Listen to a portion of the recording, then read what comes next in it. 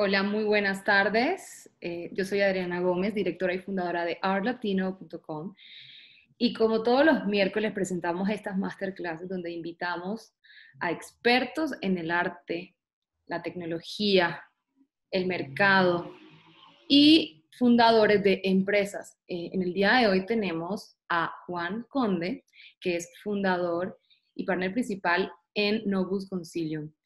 Les voy a hablar un poquito de Conde y pues él básicamente se dedica a representar empresas de tecnología de impacto mundial. Es penalista y conferencista en foros nacionales e internacionales y colabora también con distintas revistas y publicaciones. Su misión es transformar la práctica del derecho en México. Y bueno, un dato, además de ser abogado, a Juan le encanta viajar por el mundo. Hoy tenemos a Juan, quien nos va a impartir esta masterclass sobre criptoarte y la ley de los NFT, dirigido principalmente a coleccionistas, creativos y artistas. La masterclass de hoy, quiero informarles a todos aquellos que nos están viendo que pueden acceder sin costo inscribiéndose. Esta masterclass es de un año, donde todos los miércoles vamos a tener todo un programa académico. Ustedes pueden participar y las personas que hoy nos están viendo también por Facebook, los invitamos a inscribirse, ya que al final tenemos como una serie de preguntas, respuestas que formulan, ¿verdad?, los members al speaker. Y pues el privilegio que tienen son de aquellos que se inscriben a estas masterclasses. Entonces, los invitamos a todos y ahora sí, por favor, no dejen de escribir sus preguntas porque al final las vamos a formular. Y pues bueno, ahora sí le cedo el micrófono a Juan Conde, fundador de Novus Concilium. Bienvenido, Juan. Hola, Adri, ¿qué tal? Muchas gracias. Es un gusto estar aquí con ustedes. No, pues el gusto es nuestro y pues bueno, hoy vamos a hacer una mecánica un poco diferente en donde vamos a formular una serie de preguntas y yo quiero arrancar con digamos, la pregunta que creo que todos nos estamos haciendo, Juan. ¿Qué es un NFT? Claro, claro, es la pregunta milenaria. Mira, para entender qué es un NFT, tenemos que entender una serie de conceptos, como por ejemplo qué es blockchain y qué son los tokens criptográficos. Eh, pero si yo tuviera que dar una definición como para empezar o para abrir, diría que los NFTs, que en inglés es Non-Fungible Token, son certificados criptográficos que representan información en una base de datos sobre bienes no fungibles. Vamos paso por paso. ¿Qué es un bien no fungible? Un bien no fungible es un bien que no puede ser sustituido por otro de la misma cantidad, calidad o especie, es decir, que son únicos e irrepetibles. Por ejemplo, el arte, ¿no? Un artista pinta un cuadro y nada más pintó uno, pues es único e irrepetible, ¿no? Es uno, no lo puedes cambiar por otro igual, porque no existe otro igual. Entonces, cuando existen estos bienes que son no fungibles, se pueden hacer certificados, ¿no?, que son los tokens, eh, para representar cierta información de estos bienes que son no fungibles. Ahora, para entender qué es un token o qué es un certificado, tenemos que entender qué es el blockchain, qué es un blockchain. Y un blockchain es una base de datos, básicamente. Una base de datos descentralizada. ¿Qué significa que sea descentralizada? Significa que no depende solamente de una persona ni se encuentra solamente en un servidor. Se encuentra en varios servidores que están administrados por varias personas alrededor del mundo. ¿Cómo se ponen de acuerdo estas personas sobre qué es lo que debe decir la base de datos? Se ponen de acuerdo a través de unas cosas que se llaman protocolos de consensos, ¿ok?, que son reglas que escriben muy claras acerca de cuándo una base de datos se va a determinar que es legítima o no. Si alguien le hace un cambio a la base de datos, ese cambio no va a ser legítimo hasta que no se haga el cambio y se apruebe el cambio por la mayoría de los servidores o de las personas que lo operan. Esto es decir, los nodos, así es como se llaman, ¿no? Y entonces tiene que haber un consenso de la mayoría y depende de cada blockchain. Está en estas reglas de cómo debe de ser el consenso y de cómo es el protocolo de consenso y de cómo se dan. Pero el objetivo es poner de acuerdo a todos de que una base de datos tiene cierta información y no otra. ¿Ok? Entonces, cuando hablamos de NFTs, lo que hablamos es que tenemos bienes no fungibles, bienes digitales, que se encuentran almacenados en una base de datos, ¿no? Descentralizada. O que se encuentran almacenados en una base de datos centralizada, pero que su información, su dirección, su liga, su descripción, se encuentra en un blockchain o en una base de datos descentralizada. Y bueno, pues aquí obviamente estamos tratando de decir que es una tecnología muy compleja en muy pocas líneas, pero lo que tenemos que entender es que un NFT es un certificado que representa información sobre un bien único e irrepetible que se encuentra almacenada en una blockchain. Y pues sí. Perdón, estaba silenciada. ¿Y es cierto que solo sirven para el arte o qué otras aplicaciones tiene, Juan? Sí, digo, tiene muchas aplicaciones. La más famosa recientemente ha sido para criptoarte, ¿no? Ha sido para arte. ¿Por qué? Porque el arte es único e irrepetible. Volvemos a lo mismo. Si un artista, un diseñador gráfico, hace un diseño y hace solamente 5 copias de ese diseño, pues es único e irrepetible. Solamente existen esas 5 y ya está. Entonces se ha utilizado mucho para arte digital. Eh, pero no es el único uso. Podemos usarlo para representar cualquier cosa que sea única e irrepetible. Por ejemplo, un ser humano. Podríamos tokenizar personas.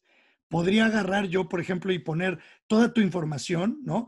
Adriana, ¿no? Sus nombres, sus apellidos, ¿no? Lugar de nacimiento, fecha de nacimiento, su número de identificación tributaria, su clave de lector para votar en las elecciones, etcétera. Podría agarrar toda esa información, guardarla en una base de datos y crear un token que sea un certificado de esa información. Y entonces ese token sería una criptoidentificación, ¿no? Puede ser una criptolicencia para conducir o una criptocredencial para votar. ¿Por qué? Porque Adrián es única e irrepetible, ¿no? Es decir, nada más existe una sola persona. Entonces podríamos ser identificaciones y serían NFTs. Otra cosa para lo que se pueden utilizar, por ejemplo, es para boletos para ir a conciertos o para ir a eventos deportivos. Imagina para ir al Super Bowl. Es el boleto de la 150 del Super Bowl 50X, ¿no? Solamente hay uno irrepetible y ese a 150 solamente le corresponde a X o Y. Cuando tú compras ese boleto, ese pedazo de memorabilia se vuelve único y irrepetible. Entonces podrías poner todos los datos, guardarlo en una base de datos de la NFL, por ejemplo, y después subir esa información a una blockchain y crear un certificado o un token que tenga toda esa información. Y entonces podríamos usar criptoboletos para eventos, para conciertos o incluso para viajes. Un boleto de avión es único e irrepetible. Entonces tiene muchas aplicaciones, pero por supuesto el arte es una de las más comunes y las más famosas recientemente. Sí, de hecho también he visto que la han utilizado para canciones, para videos, animaciones, incluso para firmas de autógrafos. Bueno, y ahí va mi siguiente pregunta. ¿Cómo aplican los derechos de autor a un NFT? Ya entrando al tema del arte, yo sé que aquí a lo mejor hay mucha banda de artistas y mucha gente que es experta en estos temas o hay coleccionistas a lo mejor que nos están aquí viendo. Y entiendo que en el mundo del arte pues hay una diferencia entre lo que es un arte y lo que es pues, un simple video de TikTok, ¿verdad? Puede ser que un video de TikTok tenga carácter artístico, A lo mejor y sí, no lo sé, a lo mejor estoy destapando un debate al que no quiero entrar. Pero como los abogados no podemos entrar a ese debate porque no sabemos nada de eso, eh, nosotros nos referimos a la Ley Federal del Derecho de Autor y esa no discrimina entre el contenido artístico. De hecho, nos dice, ustedes abogados no pueden discriminar el contenido artístico, lo que sea, obra original tiene protección. Entonces, para nosotros legalmente es lo mismo una obra maestra, un Jackson Pollock, es lo mismo que un video, por ejemplo, una obra audiovisual, tiene la misma protección o protecciones similares del derecho a autor. Habiendo dicho esto, todas estas obras audiovisuales, sonoras, de diseño gráfico o incluso, digamos, obras escultóricas que después vamos a entrar a ver ahí un tema, todas tienen protección del derecho a autor. Y no porque las subas a internet o porque las digitalices y las publiques en tu Instagram, ya pierdes los derechos, ¿no? O sea, hay mucha gente que cree que, no, pues ya la subiste a Instagram, es del dominio público, toda la gente le puede tomar un screenshot, la puede descargar y la puede usar en lo que ellos quieran. Pueden imprimir una camiseta con tu obra. No, espérame. No porque la subas a Instagram pierdes los derechos, sigues teniendo los derechos de autor. Okay. Pasa un poquito lo mismo con NFTs, porque vamos a entender que la tecnología blockchain realmente no es nueva, no crea nada nuevo, nada más mezcló muchas tecnologías que ya teníamos, ¿no? Entonces, cuando yo subo una obra digital a una plataforma para hacer mi NFT y creo un certificado, ¿no? Con información que describe esa obra, pues sigo reteniendo o alguien sigue reteniendo los derechos de autor sobre esa obra, ¿no? ¿Y qué nos dice la ley? Al menos en México, y sé que hay mucha gente de otros países donde la ley en sus países puede cambiar, pero en la gran mayoría de los países latinoamericanos tenemos más o menos igual, una legislación más o menos parecida de derechos de autor. Y generalizando, por supuesto, esto no es asesoría legal, pero generalmente la protección radica en dos cosas, los derechos morales y los derechos patrimoniales. Los derechos morales son los derechos que tiene todo autor para ser reconocido como el autor de la obra. Y los derechos patrimoniales son los derechos que tiene la persona para cobrar y beneficiarse económicamente de esa creación. Entonces, cuando nosotros hacemos un NFT, porque tenemos una obra digital, y la estamos publicando, pues definitivamente nosotros seguimos teniendo esos derechos. Siguen existiendo esos derechos de autor. De tal manera que solamente la persona que tenga esos derechos de autor puede crear un NFT o puede publicar la obra. Si yo agarro una obra de diseño gráfico que hiciste tú, Adri, o que hizo cualquiera de las personas que nos está viendo, sin su consentimiento, la publico, la vendo y empiezo a ganar dinero, estoy infringiendo sus derechos, estoy haciendo una infracción en materia de comercio y me pueden demandar por estar haciendo esto, ¿no? Entonces, pasa lo mismo. Si una persona que no tiene los derechos sube o carga una obra a una plataforma, genera un certificado de esa obra y lo vende o lo comercializa, puede estar violando derechos de autor. Y funciona en el otro sentido. No porque subas la obra a la plataforma y no porque hagas un NFT, quiere decir que tú ya tienes los derechos sobre esa obra. Para nada. Si tú lees los términos y condiciones de la mayoría de las plataformas que hacen NFTs o de la mayoría de las plataformas que te permiten cargar obras, como por ejemplo Instagram, Twitter, Facebook, ¿no? Que te permiten cargar una foto o una pieza digital que tú hayas hecho, ninguna de ellas te va a quitar los derechos de autor. Lo único que estás haciendo es que le estás dando una licencia a esa plataforma para poder almacenar esa obra en sus servidores y para poderla presentar a sus usuarios. Si tú subes una fotografía tuya a Instagram, pues obviamente las personas que te siguen o las personas que tú autorizan, pues la pueden ver, ¿no? Pero no por eso perdemos los derechos de autor. Entonces pasa lo mismo con NFTs, ¿no? No por subirlo ganas derechos y no cualquier persona lo puede hacer o lo puede subir. Buenísimo. Ahora, eso me lleva a la siguiente pregunta. ¿Es un NFT una obra? Mi respuesta sería no. O sea, yo creo que el NFT como tal no es una obra protegida por el derecho a autor, porque recordemos que el NFT o el token es solamente un certificado que contiene cierta información de la obra, pero la obra vive en una base de datos, en algún lugar. Puede ser que la obra viva en el blockchain, porque acuérdense que el blockchain es una base de datos. Puede ser que alguien suba a esa base de datos la obra y esté ahí. Casi nunca sucede. De hecho, es una práctica no tan común y en la industria quizá no tan recomendable. Casi lo que sucede es que subes la obra a una base de datos centralizada que está controlada por alguna de estas plataformas que te permiten hacer NFTs, como por ejemplo OpenSea, ¿no?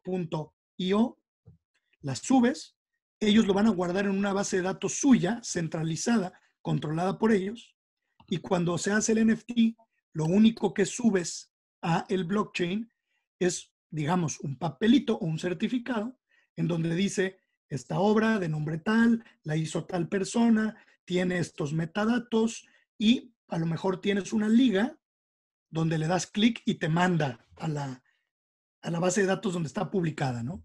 Entonces el NFT como tal no es la obra, es nada más un certificado. Mucha gente dice, oye, ¿y es un certificado de autenticidad? O sea, yo puedo, porque hay problema, hay veces que en el mundo del arte, ¿no?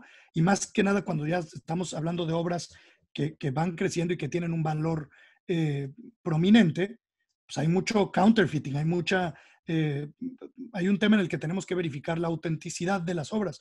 Los coleccionistas quieren verificar esas autenticidades, queremos ver el derecho del tracto, queremos ver quién se lo vendió a quién y cómo está la cadenita, ¿no? El NFT como tal no es un certificado de autenticidad, no prueba que la obra la hizo tal persona, solamente prueba que en un blockchain dice que la obra la hizo tal persona, ¿no? Y ahí es donde tenemos que tejer un poquito fino. Ahora, ¿se puede utilizar la tecnología de NFT para crear una cadena de certificación de obras? Sí, podría ser, pero el NFT solo no cumple ese propósito. Tendríamos que tener una serie de contratos, documentos legales de verdad, ¿no? No solamente smart contracts, eh, para poder certificar y poder verificar eso. Eh, y pues sí, realmente contestando a tu pregunta, el NFT no es la obra como tal. O sea que de repente, bueno, no, mejor dicho, la pregunta que viene más adelante, porque, o sea, también me queda a veces la duda que también exista una fisicalidad de esa pieza, ¿correcto? Pero bueno, más adelante viene esa pregunta. Ahora bien, el que tiene el NFT tiene ese derecho, ¿correcto? El derecho de autor, o la persona que la compra posteriormente. Fíjate que el que tiene el NFT no necesariamente tiene los derechos sobre la obra.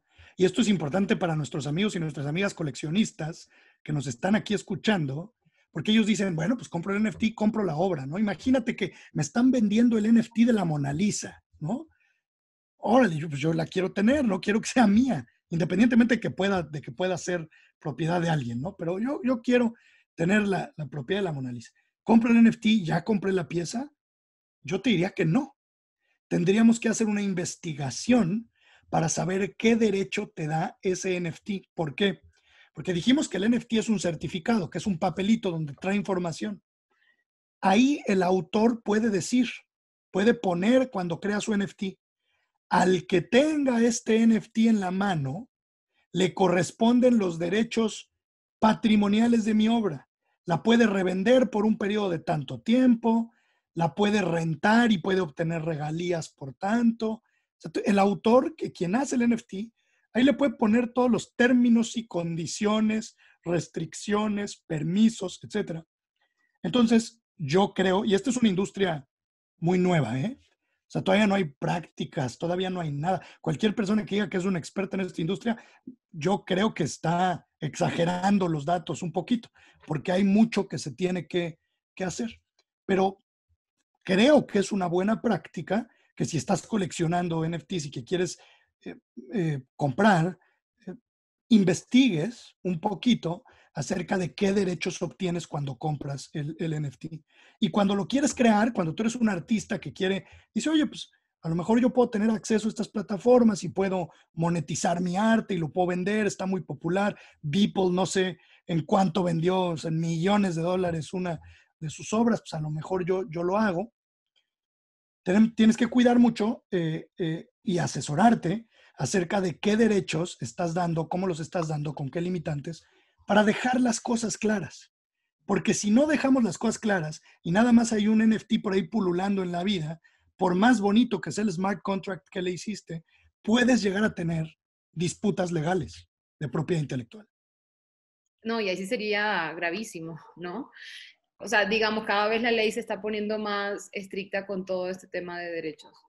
Y bueno, y la pregunta que quería hacerte hace un rato tiene mucho que ver con qué pasa con estas obras, o más bien con otras obras plásticas, como por ejemplo la escultura, la pintura, llamémosle obras análogas. ¿Qué pasa con esas piezas de arte? Fíjate que el otro día estaba en un evento con gente fanática, aficionada y experta en blockchain.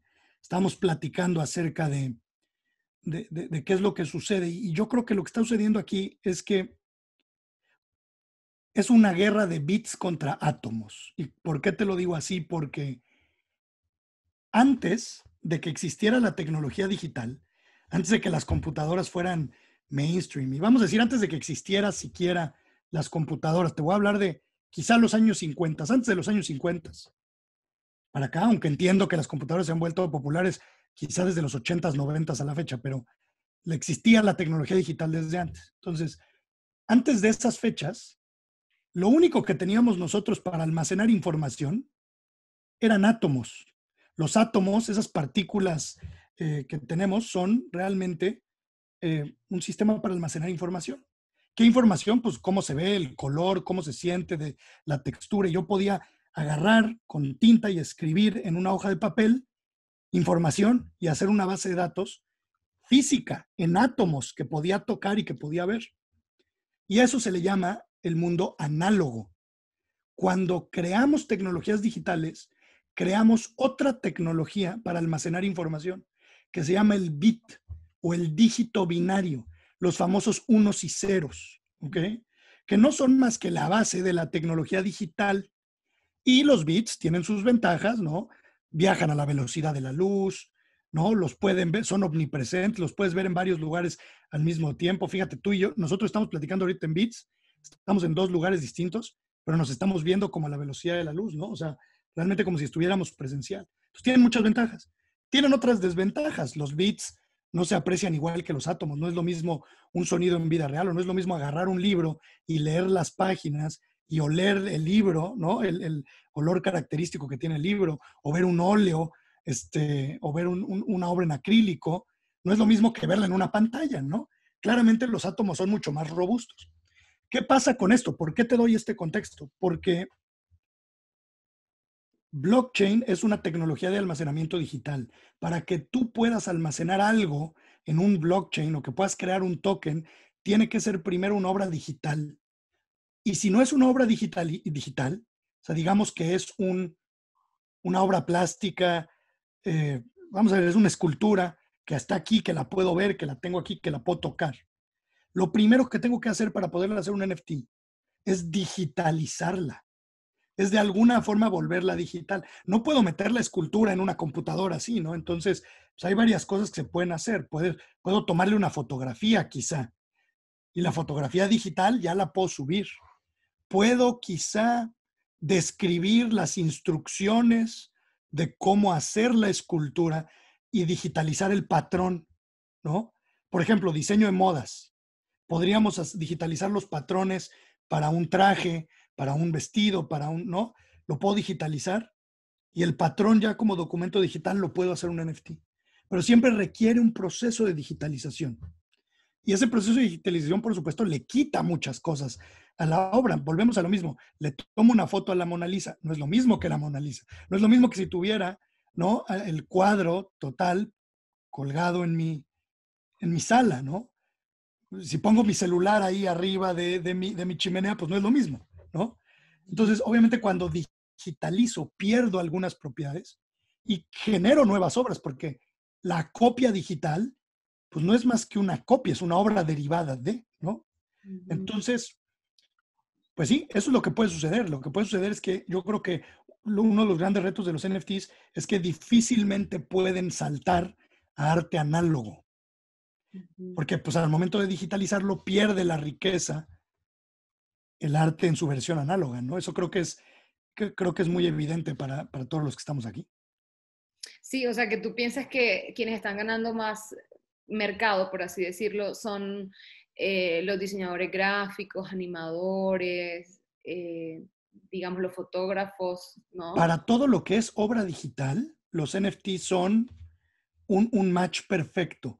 Fotografía digital, diseño gráfico, ilustración, obras audiovisuales.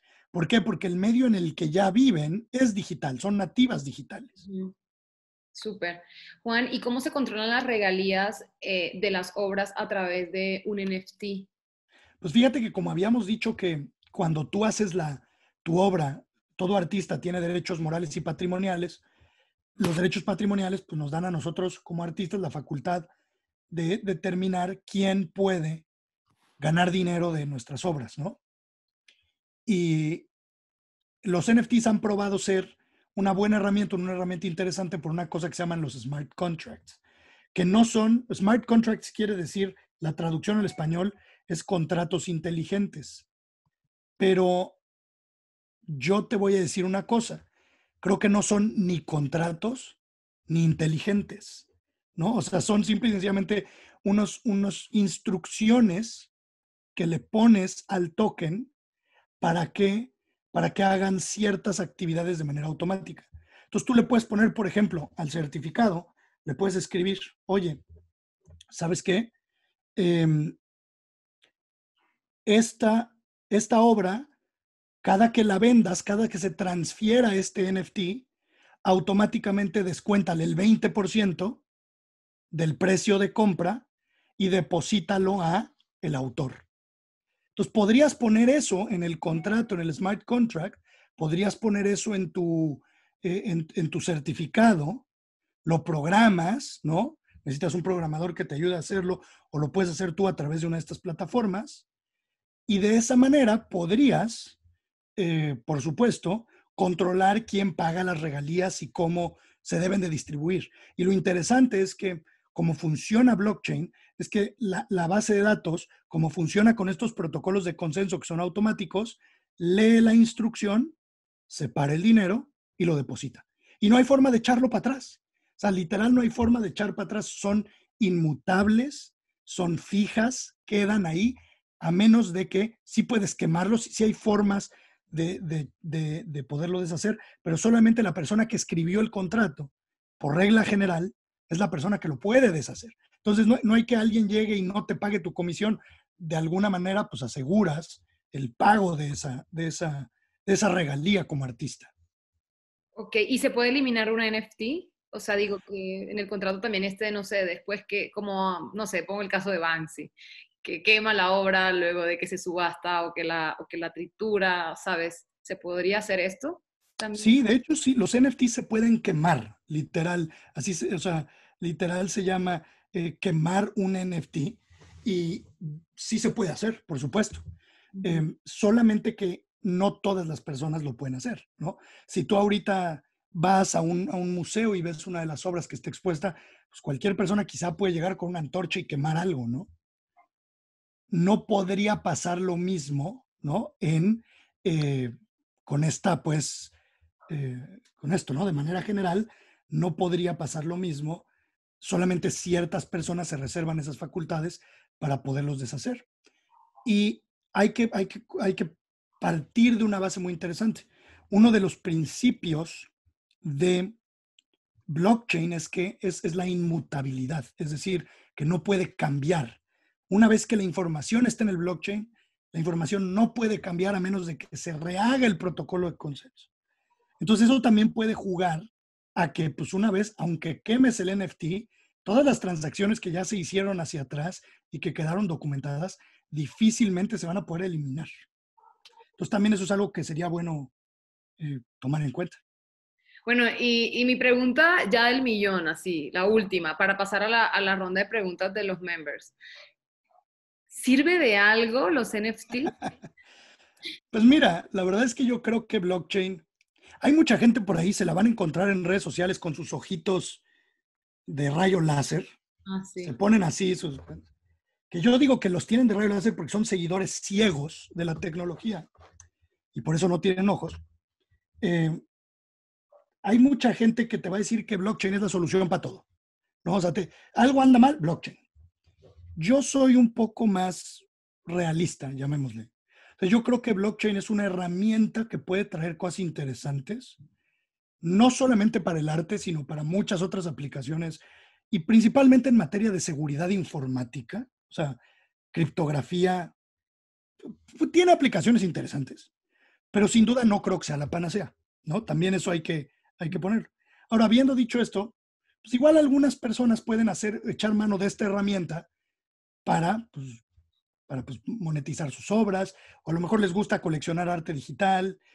Es una herramienta que está a nuestra disposición, pues tampoco hay que decir que no sirven para nada, pero sí hay que entenderlo como lo que son, ¿no? Una herramienta con sus cosas positivas, sus cosas negativas, sus limitantes, ¿no? Y si la entendemos bien cómo funciona, pues la podemos aprovechar a nuestro favor. Ay, Juan, muchísimas gracias. Bueno, vamos a seguir con la ronda de preguntas. Hay un montón de preguntas aquí en el chat, mejor dicho. Y quiero, digamos, cerrar este espacio porque, como saben, la transmisión de Facebook la hacemos de forma muy participativa. Nos vamos a cerrar, nos quedamos con las personas que están aquí, que se inscribieron a la masterclass. Invitamos a aquellas personas que nos están viendo en las redes sociales a través de Facebook que la próxima masterclass va a ser sobre construcción del espacio a través de la poesía con Sayuri Sánchez del MUSA. El MUSA es el Museo de Arte de Guadalajara. Entonces, los invitamos para que se registren a la próxima masterclass. Voy a hacer el corte, vamos a resolver estas preguntas que están súper interesantes.